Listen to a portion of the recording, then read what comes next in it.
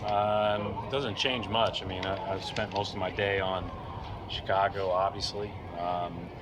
Had a good idea that that we had somehow managed to have these two games at Philly and at Washington scheduled during the worst snowstorm in a while at either. So knew that it was going to be something that was at least going to be in the discussions.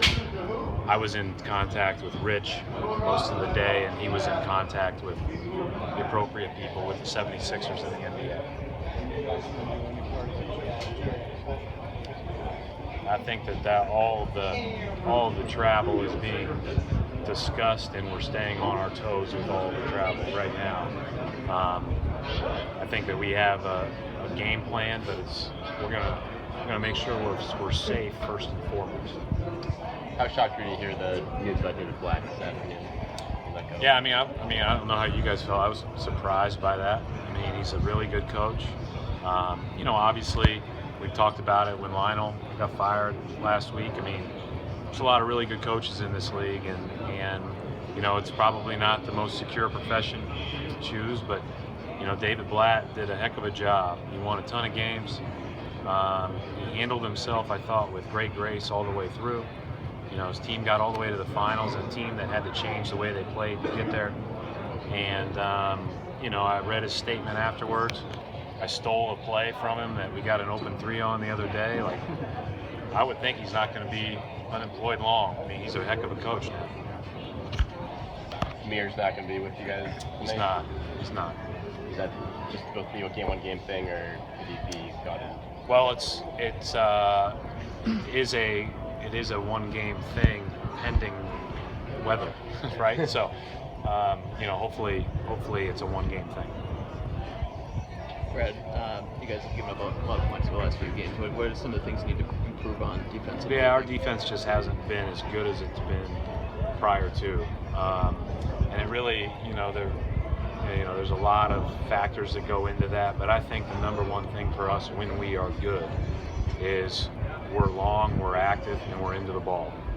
And I don't think we've been as active, and I don't think we've been as into the ball.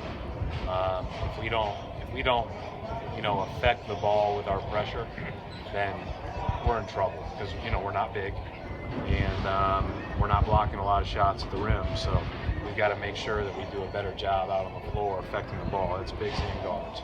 Is there a correlation between the improved scoring of late and just maybe the defense not being where it was? There doesn't need to be.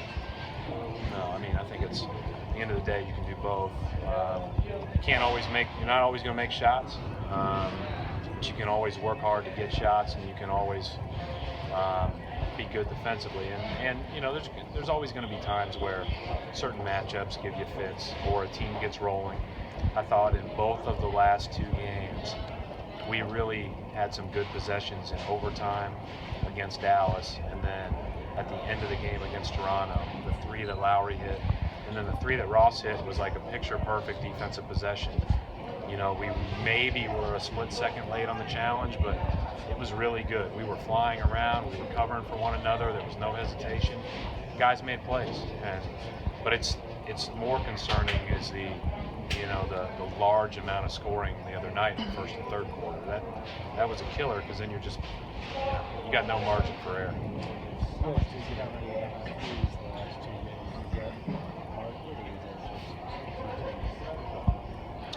Well, I think first of all, we probably gave up a reasonable amount against Dallas until overtime.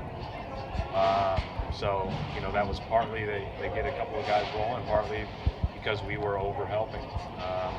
And sometimes rightfully so, depending on who you're over helping.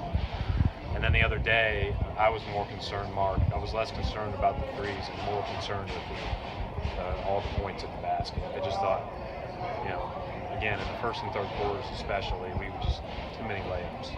Why do you think Kelly is shooting a higher percentage from three-point range this year? Is it simply he's taking more of them, so he's developing more of a rhythm? Well, I think one of the things, he's always been a good shooter.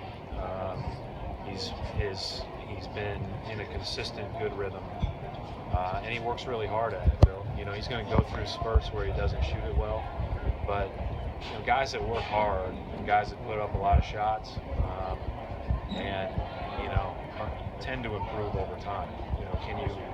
can you always shoot it at the elite level, or are you going to have only good days? No, but for the most part, shot makers that put in that kind of time will make shots. Has he changed anything? No, I mean not from my standpoint. I mean I haven't said anything to him other than shoot the ball. You know, and that's been pretty consistent for 3 years. But the fact that maybe now he's finally listening, did that help? I think he's been listening the whole time. I think he's just feeling more comfortable playing. He's only a third-year player, you know, and he's also a guy that's interesting because, you know, before he had his great breakout year in college, he redshirted. Like he wasn't. He's just, to me, growing into probably becoming comfortable in who he can be as a player, and that's exciting because he's really playing well. Do you plan still to fly out after the game tonight, or is that still? That's everybody's initial thought because of travel tomorrow, but that will, like I said, that'll be completely. We'll be talking about that prior to. I think that the weather, as it becomes worse, that becomes, you know, something that we have to evaluate. You know, again, that's above me, but I think it's something that we're going to prioritize our team's safety first and foremost. I think Monday's game could be postponed as well. I have no idea.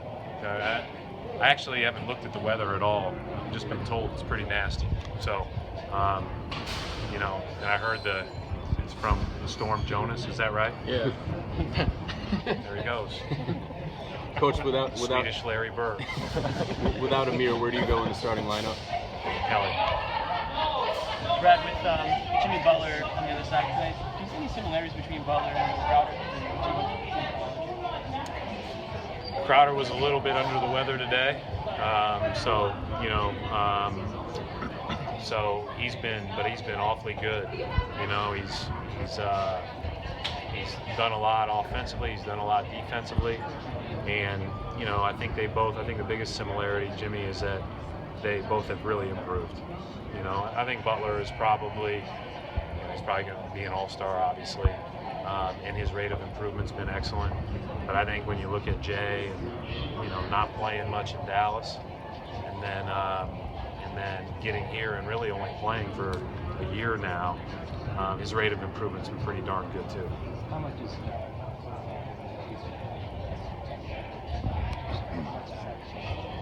Who's that?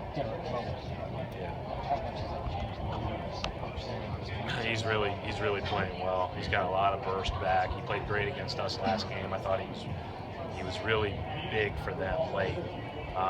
Listen, all three of those guys, when you talk about Rose, you talk about Butler, and Gasol is shooting the lights out in the games that I've watched. And you know, he starts the game against Detroit after they've lost a couple in a row, and he starts off 9 for 11 from the mid-range. I mean, this is a hard team to play against because, you know, they're well coached. They've got really good players. Jay will give it a go tonight, though. Jay. Yeah, he's good.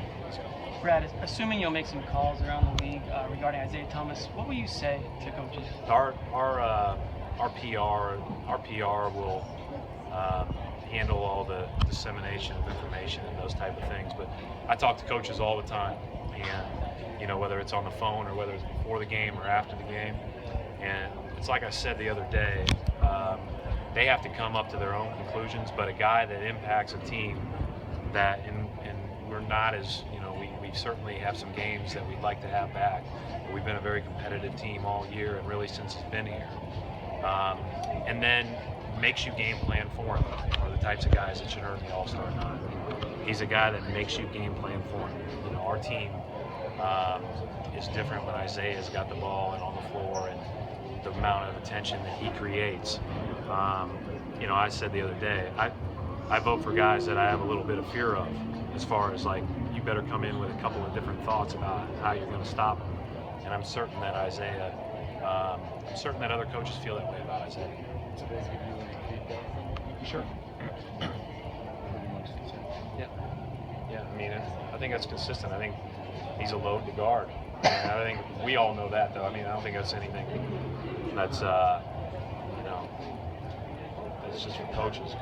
Coaches are, you lose sleep over guys that can go on scoring spurts against you.